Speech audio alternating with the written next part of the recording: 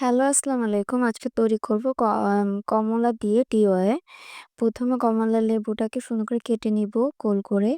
ভিতরের কোষগুলাকে ছাড়িয়ে নিব। এরপর বিড়ালের কানের মতো করে ২ টা আ শেপ কেটে নিব।